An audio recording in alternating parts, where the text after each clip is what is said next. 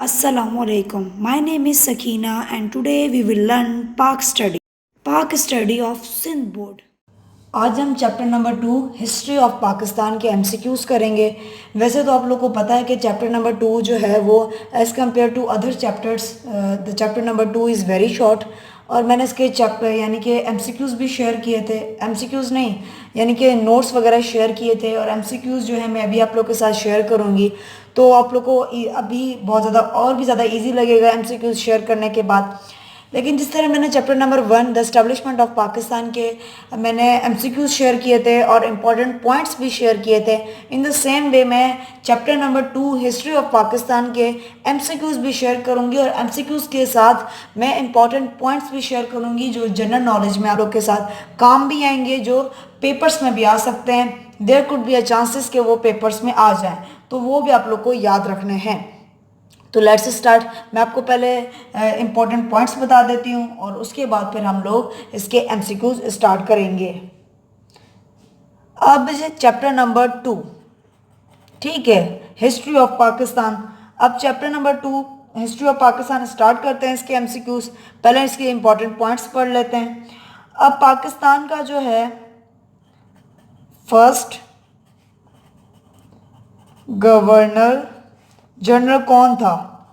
If you know तो very good, अगर नहीं पता तो मैं आप लोग को बता देती हूँ।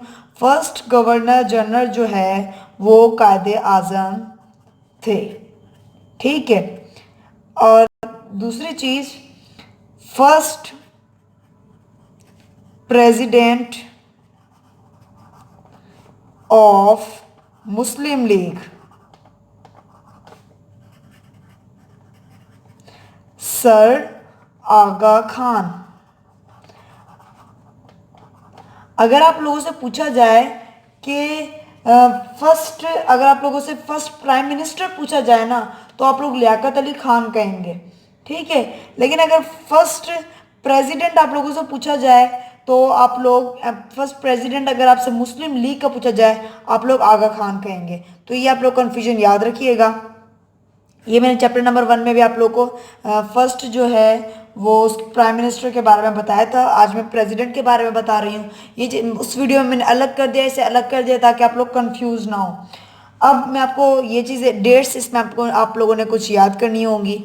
मैं आहिस्ता आहिस्ता करके मैं डेट्स शेयर करूँगी, एकदम मैं नहीं करूँगी ताकि आप लोग को मुश्किल ना हो। आहिस्ता आहिस्ता करके याद रखें, ठीक है।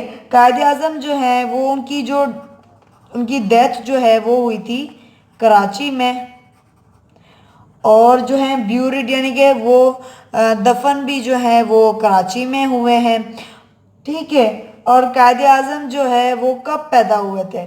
अगर आप लोग को पता है तो अच्छी बात है, लेकिन नहीं पता तो ये डेट भी आ सकती है, या आप लोग को पता होना चाहिए। 25 दिसंबर 1876 एट कराची, ठीक है। कायदे आज़म की डेथ के बारे में, कायदे आज़म की डेथ के बारे में अगर पूछा जाए तो 11 सितंबर 1948। और देखें कराची जो है वो कैपिटल था पाकिस्तान का, था, अब नहीं है, लेकिन कब तक था? तो आप लोगों से इस तरह पूछा जा सकता है, Karachi remained as the capital of Pakistan. कब से लेकर कब तक कराची जो है वो पाकिस्तान का कैपिटल रहा था? तो 1947 को कराची पाकिस्तान का कैपिटल बना था, और 1960 तक कराची पाकिस्तान का कैपिटल ही रहा था, लेकिन फिर चेंज कर दिया गया था और फिर इस्लामाबाद को कराची पाकिस्तान का कैपिटल बना दिया गया था। तो ये चैप्टर नंबर 2 के इंपॉर्टेंट पॉइंट्स थे, यानी कि first governor general Quaid-e Azam, first president of Muslim League sir Aga Khan. Quaid-e Azam की डेथ यानी कि डेथ जो है वो कराची में हुई थी, दफन भी वो कराची में हुए हैं। उनकी date of birth 25 December 1876 at Karachi, और जो उनकी डेथ हुई थी वो 11 सितंबर 1948। और कराची जो है वो कैपिटल यानी कि रहे थे पाकिस्तान का कैपिटल जो है कराची रहा था 1947 टू 1960। अब हम एमसीक्यूज करेंगे, MCQs of chapter number 2 history of Pakistan. वो मैं आप लोगों को एमसीक्यूज करवाऊंगी। और उसके बाद क्योंकि चैप्टर नंबर 2 जो है वो शॉर्ट है तो उसके ज़्यादा एमसीक्यूज भी नहीं है, और यानी कि 7-8 एमसीक्यूज तो यही हो गए, और बाकी जो है यानी कि 10 एमसीक्यूज मैंने और बनाए, तो वो मैं आप लोगों के साथ शेयर करती हूँ ताकि आप लोगों की तैयारी और ज़्यादा अच्छी हो जाए। अगर if you want to take short so you can. Pakistan got membership of UNN. Pakistan ने जो है यूएन यूनाइटेड नेशन की जो है मेंबरशिप हासिल की थी कब? 30 सितंबर 1947, 30 सितंबर 1949, 30 सितंबर 1948, 30 सितंबर 1950। तो इसका करेक्ट आंसर है ए, 30 सितंबर 1947। Until the new constitution was formed, both the countries will follow the constitution of 1936, 1937, 1935, 1947। अब देखें, अब आप लोग को तो ये पता भी होगा, मैंने ये बहुत यानी कि साइलेंट फीचर जब हम लोगों ने पढ़े थे तब ये बात मैंने आपको डिटेल में बताई थी कि जब तक कोई न्यू कि जब मुल्क बना था तो मुल्क में कोई नया कानून नहीं था। जब कानून के बिना तो अगर किसी स्कूल में कोई कानून ना हो तो वो स्कूल नहीं चल सकता। कानून का यानी कि कोई रूल्स रेगुलेशन ना हो तो वो स्कूल नहीं चल सकता। स्कूल तो क्या, अगर हम घर की भी बात करें कि हर घर में भी एक असूल होते हैं, एक रूल्स रेगुलेशन बनाए होते हैं, और उस असूलों के मुताबिक हर किसी को रहना होता है, और असूल ना हो घर में तो वो घर भी नहीं चल सकता। तो वो तो मुल्क था, तो मुल्क के लिए तो असूल बहुत ज़्यादा ज़रूरी थे। तो ये बहुत बड़ा मसला था कि मुल्क में असूल नहीं है, अब मुल्क कैसे चलेगा। तो ये मसला हल करने के लिए उन्होंने कहा जब तक मुल्क में कोई असूल नहीं बन रहा, कोई कॉन्स्टिट्यूशन नहीं बन रहा, कोई कानून नहीं बन रहा, कोई लॉ नहीं बन रहा, तब तक आप इस साल के कॉन्स्टिट्यूशन को फॉलो करें। तो वो कौन सा साल के कॉन्स्टिट्यूशन को फॉलो करने का कह रहे हैं, यही सवाल है। 1936, 1937, 1935, 1947। 1947 तो हो ही नहीं सकता क्योंकि 1947 को पाकिस्तान जो है वो आज़ाद हुआ था, तब तो कोई कॉन्स्टिट्यूशन बना ही नहीं हुआ था। तो इन तीनों में से कोई है, तो इसका करेक्ट आंसर है C, 1935। The dash of both countries will have full power to make law. अब दोनों कंट्रीज के डैश के पास यानी कि इन तीनों में से कोई है, डैश के पास पावर्स हैं कि वो अपने यानी कि लॉ वगैरह बना सकते हैं। प्रेसिडेंट के पास, प्राइम मिनिस्टर के पास, या लेजिस्लेचर के पास। तो इसका जो करेक्ट आंसर है सी है, लेजिस्लेचर्स के पास।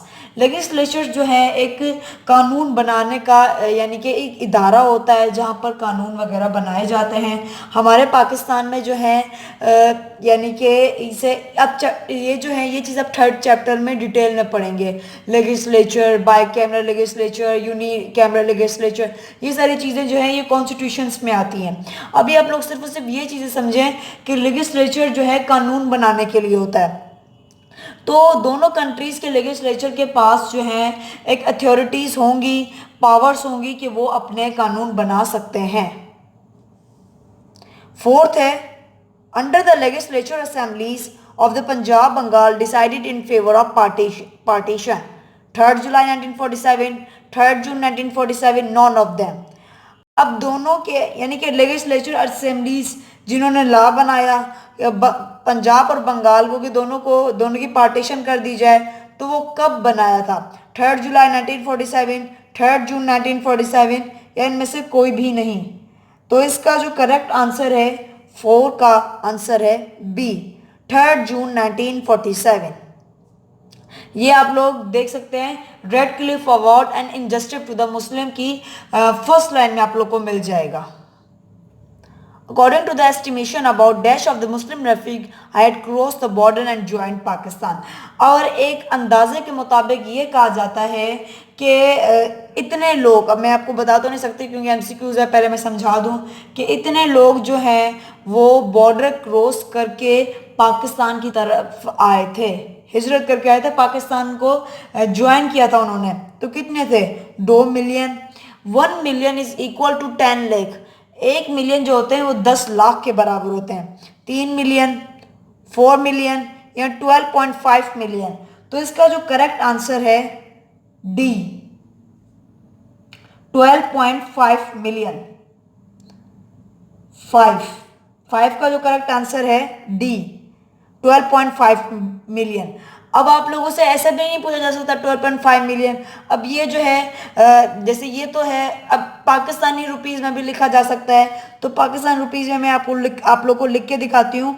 पाकिस्तान रुपीस में ऐसे लिखा जाएगा, इसे कहते हैं ऐसे भी पूछा जाएगा ना, तो मैं आप लोगों को हर तरीके से समझाती हूँ। 1 करोड़ 25 लाख, 1 करोड़ 25 लाख, 1 करोड़ 25 लाख। आप देख सकते हैं यूनिट 10, 100, 1000, 10,000 लाख, 10 लाख, करोड़, 1 करोड़ 25 लाख। अब इतने लोग जो हैं वो हिजरत करके पाकिस्तान की तरफ आए थे। 12.5 मिलियन, 1 करोड़ 25 लाख। ठीक है, दोनों तरीके से आप लोग को पता होना चाहिए। How many Muslim refuge sacrifice their life at the time of partition. कितने लोग जो हैं यानी कि हिजरत करके आए थे और उन्होंने अपनी जानें कुर्बान कर दी थी और वो शहीद हुए थे eight the time of partition, जब यानी कि बरसगीर को दो हिस्सों में डिवाइड किया गया था। करीब करीब 5 lakh, about 10 lakh, about 20 lakh, about 30 lakh. अब इसका जो अंदाज़ा बताया जाता है, एक अंदाजे के मुताबिक ये कहा जाता है कि अबाउट 20 लाख लोग जो हैं eight the time of partition जो है वो शहीद हुए थे, एक अंदाजे के मुताबिक। How many fix security deposit of the United India according to the agreement. अब जो है यानी कि कौन सा यानी कि एग्रीमेंट हुआ था, यानी कि जब पाकिस्तान की पार्टीशन हुई थी तो उस वक्त ये भी एग्रीमेंट हुआ था कि दोनों के बीच में जो है पैसे जो है वो भी डिवाइड हुए थे, डिवाइड किए जाएंगे। तो वो कितने किए जाएंगे, 4 बिलियन, 6 बिलियन, 7 बिलियन या 8 बिलियन। तो वो जो है डिवाइड हुए थे, यानी कि डिसाइड हुआ था कि 4 बिलियन जो है दोनों में यानी कि डिवाइड किए जाएंगे 4 बिलियन में से। तो इसका आंसर है ए, 8। अब करते हैं, how many India paid to Pakistan at the time of partition. India ने कितना पाकिस्तान को दिया था जब पार्टीशन हुई थी।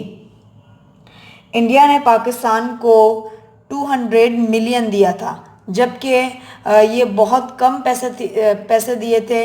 और ये आप लोग टॉपिक में आप लोगों ने पढ़ा भी होगा था, जबकि डिमांड बहुत बड़ी की हुई थी कि इतने पैसे इंडिया की तरफ जाएंगे, इतने पैसे पाकिस्तान की तरफ जाएंगे, और फिर देने से भी इनकार कर दिया था इंडिया ने कि हम पैसे नहीं देंगे। The unjust and wrong partition of the created the river water problem. अब जो है आप लोगों को तो पता होगा, रेड क्लिफ अवार्ड में मैंने आपको डिटेल में बताया था कि नाइंसाफ़ी हुई थी पाकिस्तान के साथ, और जो हिस्से पाकिस्तान में आने थे वो भी पाकिस्तान में नहीं आए थे। तो वो कौन सा प्रोविंस था जिसकी वजह से सबसे ज़्यादा इशू हुआ था, और फिर आज पाकिस्तान में पानी का इशू हो रहा है। पंजाब, बंगाल, बांग्लादेश, सिंध। वैसे तो ऑल ओवर द पाकिस्तान पानी का मसला है, लेकिन ज़्यादा जहाँ पर यानी कि पानी के यानी कि पानी के जहाँ पर सबसे ज़्यादा ज़रिए थे, वो ज़रिए जो है यानी कि वो इलाके जो हैं वो इंडिया ने ले लिए थे। तो इसीलिए उस यानी कि प्रोविंस का सबसे ज़्यादा नाम प्रोमिनेंट आता है, तो वो है 9th का है A, Punjab. Which city of Punjab Allama Iqbal belong to. ये मैंने आप लोगों से फर्स्ट चैप्टर में मैं आप लोगों को बताया था, और बहुत ज़्यादा इजी एमसीक्यूज़ है। तो मैं आप लोगों से उम्मीद रखती हूँ कि इस एमसीक्यूज़ का आंसर आप लोग ही दें। तो बाकी जो टफ एमसीक्यूज़ थे वो मैंने यानी कि टफ तो नहीं थे, इजी थे, बिल्कुल इजी थे, वो तो मैंने आप लोग को बता दिए। लेकिन ये बहुत ज़्यादा इजी था, ये वाला जो है 10 जो है बहुत ज़्यादा इजी है। तो ये आप लोग मुझे कमेंट बॉक्स में खुद जवाब दें। Thanks for your time.